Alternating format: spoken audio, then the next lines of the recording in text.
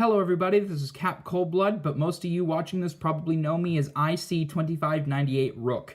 Today we will be discussing Star Wars Galaxy of Heroes, and this time we'll be discussing something that I've never really gotten into and never really shown too much interest in, the current arena meta. Now, on this day, June 5th, 2018, it is a dark time for all those who do not have an Emperor Palpatine team or a Darth Vader team, because right now they are dominating the meta from the top echelons to all the way back to the early thousands. I have some friends way back there that are seeing these Emperor Palpatine or Darth Vader teams even there, and they're just getting absolutely wiped by them due to the new Sith reworks that have been made. So really, this team is getting rather annoying to see. Different combinations of Emperor Palpatine and Darth Vader. It's simply rock, paper, scissors as to what you should do with them.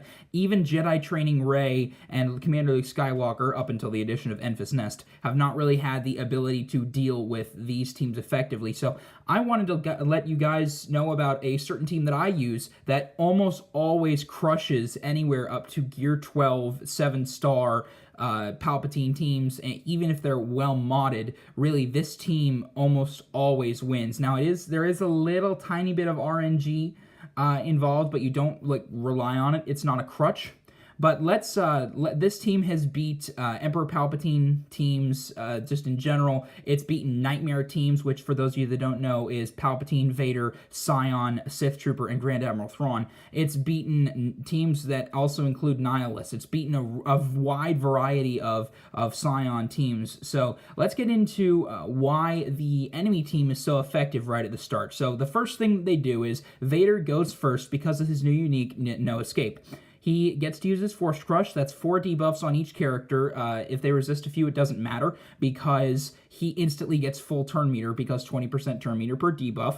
He uses Culling Blade, severely hurting one of your characters if the AI chooses to attack a weaker one, or maybe even killing them right at the start. Then Palpatine will be able to get a dual area of effect stun using Power of the Dark Side. First off, granting everybody on his team offense up, not a good thing. Stunning most of your team if RNG is not on your side, not a good thing.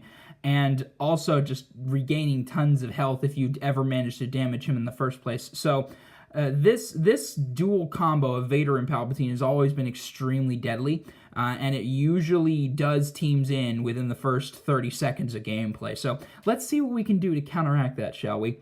Now, this team that I am suggesting that you use is amazing on offense, and I will explain why it is only good on offense in a few minutes.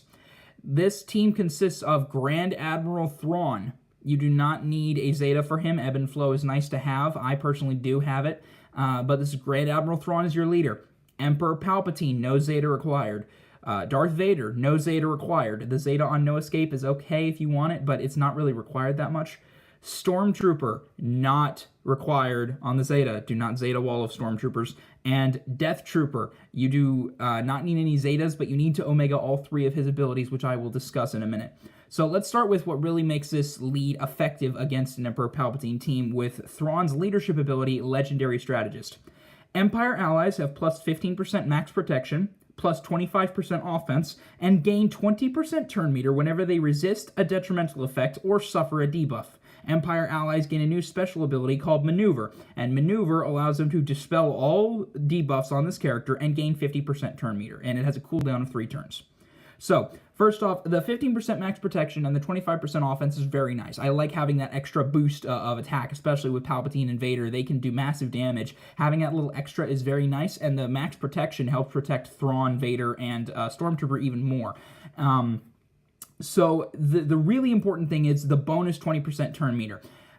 What I really like about this one, it's not just if they resist, it's not like Commander Luke Skywalker's Zeta ability, which is reliant on them resisting the effect. This is if they suffer it or they resist it. So let's start the scenario. About everybody else has about, I don't know, 10% turn meter, maybe even 40% turn meter, but Vader is so insanely fast due to him being extremely modded, he uses Force Crush. No matter what happens, he just gave your entire team 80% turn meter, which means they will be going almost before any other character. Now, like I said, Vader might be able to go first due to RNG, but if you're really lucky, you may be able to stop that. But even if he does go first, go while your characters are having their preliminary run, it doesn't really make that much of a difference. Only once or twice has it completely wrecked my day that Vader got his little turn. Otherwise, it wasn't that big of a deal. So all of your team will pretty much get to instantly go after Vader uses Force Crush, and being able to shoot first, as we all know from Star Wars, is extremely important, especially in Galaxy of Heroes. Turn meter is king, so using this leader ability, you can instantly get an edge on everybody. So what should you do with these first few turns? Well, let's look at Grand Admiral Thrawn.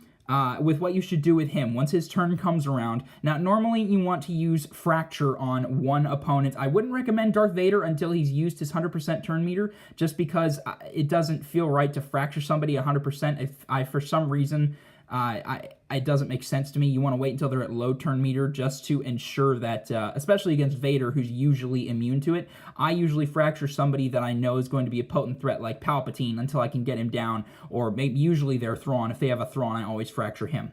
But for those of you that don't know, Fracture is deal special damage to target enemy 4 times, dispel all buffs on them, and remove 50% turn meter, inflicting Fracture until the start of Thrawn's next turn, or until Thrawn is defeated. The Fracture can't be copied or dispelled, and this effect can't be evaded or resisted. And for those of you that don't know what Fracture does, it reduces their speed to 0. They cannot gain buffs or bonus attacks or bonus turn meter, and it absolutely just destroys them.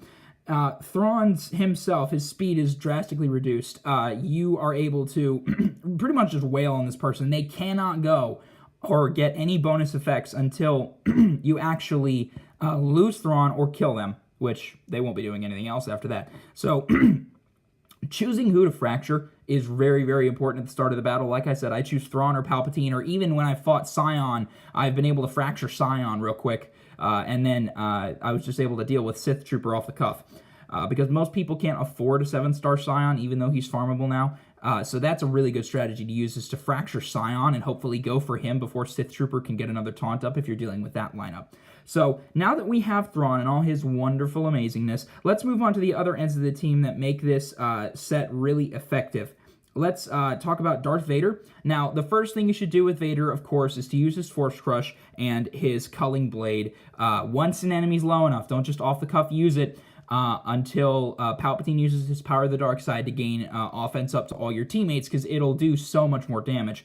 The main reason you want Vader here is for the Force Crush, for the speed down. You want to get everybody's speed down if you can, and then his Terrifying Swing is an ability block machine. If you don't know what it says deal physical damage to target enemy with an 80% chance to inflict ability block for 1 turn. Jedi and Rebel targets cannot evade or resist the effects of this attack. So in the off chance somebody's using Commander Luke Skywalker in their team, you can easily ability block him.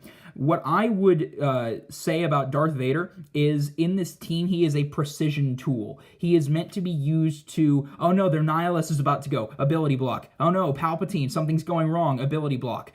Thrawn is somehow out in the field and he's ready to Fracture, ability block. And then, of course, when somebody's really weak, I've seen people using even Darth Sidious and Count Dooku, or even Darth Maul in these teams because they still have the Zeta. I'm seeing these people use these weaker characters, and I'm just like, Force Crush, lightsaber throw to wipe them out instantly and get me a huge edge and get to stage 2 of the whole fight. And usually this doesn't take very long. So let's move on from Darth Vader, because he's kind of a background player. He's a strong guy that will hold the line for you and really help out when you need it. But let's move on to Emperor Palpatine. Now, for obvious reasons, he's going to be in this team because he's so powerful and so amazing.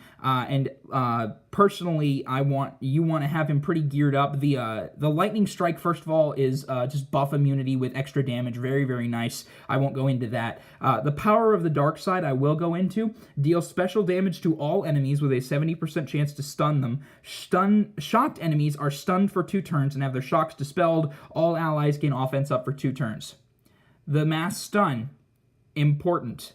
The bonus turn meter that he might gain is very important, as well as the offense up that everybody else gains is very important as well. Getting all that together. Now, don't panic if you don't get a mass stun, but as most of you know, that's very unsatisfying to see maybe 1 or 2 stuns instead of the full 5. Getting the full 5 will almost ensure your victory. Also, having Let the Hate Flow on there is very nice to have. All other units lose 5% health, and Palpatine recovers health equal to 150% of the total amount lost. Palpatine gains 50% turn meter for each shocked enemy. All allies gain health steal up for 1 turn. More than once this has saved my team from utter defeat. Thrawn has been at 50% health. Somebody decides to whack him when he has this on, and he just counterattacks for 16,000 damage and gets almost all of his health back. Having Stormtrooper or Death Trooper have this health steal up and them get bonus damage is really nice, especially when paired with the offense up. It just really helps keep your people alive, and of course restores most of Palpatine's health. Now let's get to one of my favorite characters in the game and one of the pillars that this team stands on, Death Trooper. Now, like I said, you need 3 Omegas for this. Now his basic is okay. You still need to Omega it, but this is a very nice basic ability. Deal physical damage to a target enemy with a 70% chance to inflict daze for 3 turns. On an Emperor Palpatine team, this absolutely kills any viability he has. Now, you may be asking, why don't you just use Darth Maul in this team? He can inflict AoE daze. Well, here's the reason why.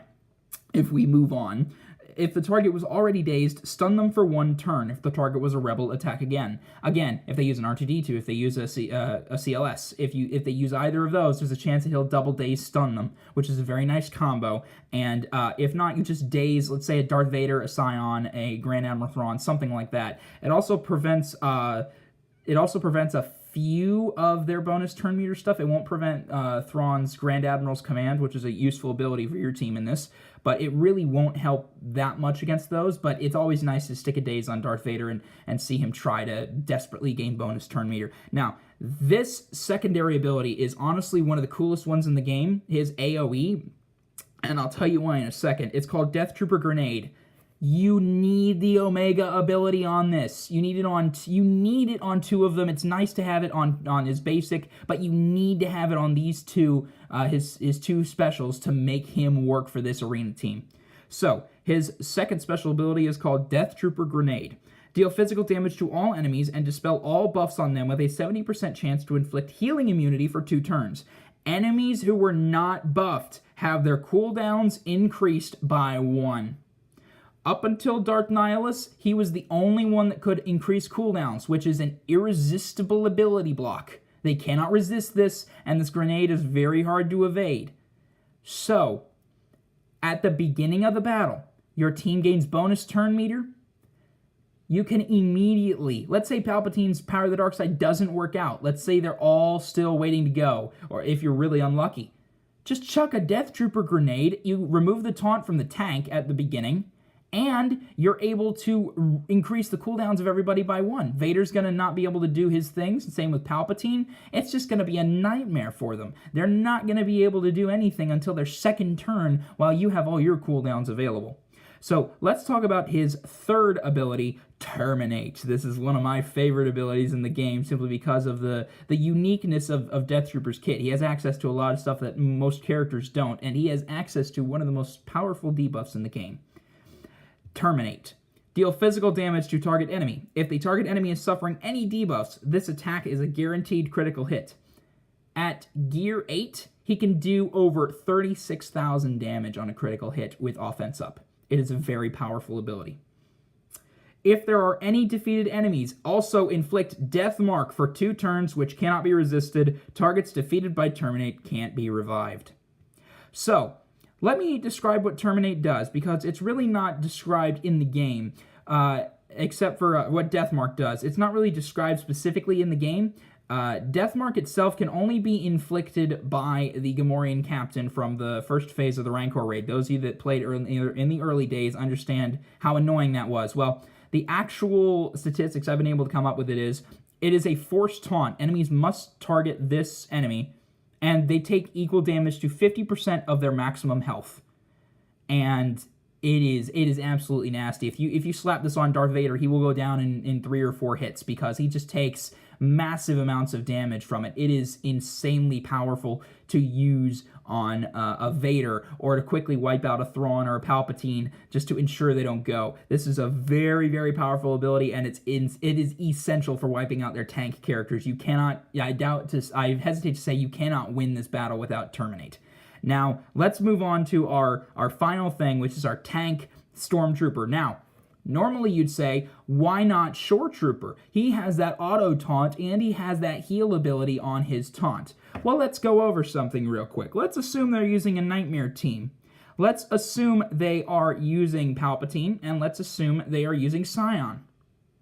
What good is that auto taunt going to do you when Scion does his AoE? It's going to go bye-bye. The critical hit immunity is going to go bye-bye. Also, Palpatine is just going to mass stun your characters and inflict shock on your Stormtrooper. Even though you could cleanse it, it's still not going to do you much good. But here's the thing. With Stormtrooper, he has the ability to do massive damage, he has the ability to expose, he has a 3-turn taunt, and he has an absolutely wonderful little thing along with his taunt that I'll explain in a minute. So Imperial Marksmanship is just basic. I won't go in depth to it, but if it doesn't score a critical hit, it can expose the enemy. Also, if they evade it, it can expose the enemy, which is a very, very nice thing to do in these kind of teams. But let's move on to his taunt, which is really important and I really enjoy. Stormtrooper Bravado. Taunt for 3 turns and grant Empire allies defense up for 3 turns. In addition, Stormtrooper removes 10% turn meter from each enemy whenever he is damaged while taunting. This damage counts for damage over time. So once Vader uses Force Crush, every single turn that he has those 3 damage over times on him, once it is his turn and that damage over time hits him, he has a chance to remove 30% turn meter from everyone on the enemy team. Now, I will admit, you shouldn't load him up with potency mods. Potency should be a secondary for Stormtrooper, should be health and protection as primary. But if you want to load him up with potency, you will remove 30% turn meter from the enemy team for 2 turns in a row. It is a very, very nice thing to do, especially if you can get your taunt off and Palpatine hits you with shock. You are taking so much extra damage, and as long as they don't have a Nihilist to instantly dispel the effect, in which case you can just use Maneuver or Grand Admiral's Command to heal him back up and get him taunting again, this Force Crush absolutely works in your favor with Stormtrooper. You just keep removing turn meter from the enemy team, and also, when this effect is restored under a Darth Vader lead, when it instantly regains it, all of your team, or the character that got it regained, instantly gets back 60% turn meter because it re-inflicted the debuff on them. It technically went away and came back. So they instantly get a turn meter boost if you're facing Vader Zeta lead teams. And then let's talk about what makes him really survivable, his unique ability. Now this one, you do not Zeta. It's up there with the worst Zetas in the game. Wall of Stormtroopers. Stormtrooper gains 40% defense for each living Empire ally.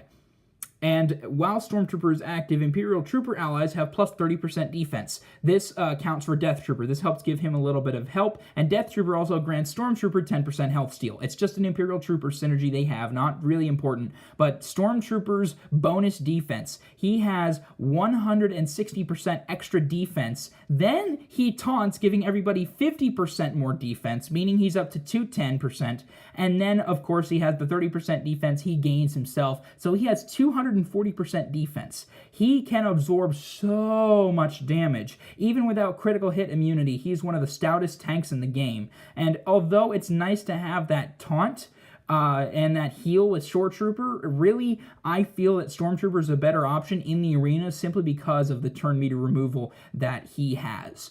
So, once again, to cover this is Grand Admiral Thrawn, lead, Darth Vader, Emperor Palpatine, Death Trooper, and Stormtrooper. Now, I understand Death Trooper's on a higher note. You're going to have to work for him, but I really do have to say, this team can reliably crush Emperor Palpatine. Now, for those of you that know about Grand Admiral Thrawn leads in the top ends of Arena, he sucks.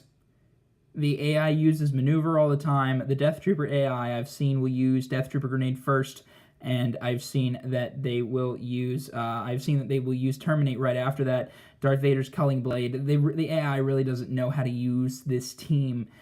So I will admit you are going to get knocked down in Arena. Hopefully nobody will target you, but that's just luck on your end. So I do have to caution, this is an amazing team on offense. Like I said, I've crushed Gear 12 teams like this, but I've also been crushed by Gear 12 teams, especially Commander Luke Skywalker and Jedi Training Rey. You cannot fight them with this team. But for those of you that really, really are annoyed with the Emperor Palpatine meta, Here's a free one for you. You can absolutely wipe any team. I have not tested this against Traya. I don't know if it would work, but honestly, I really hope that this team helps you out. I really hope it gives you some other option. It lets you test something out, try something out, and enjoy just absolutely watching Emperor Palpatine leads fall like dominoes. So thank you guys very much for watching, and I will see you later.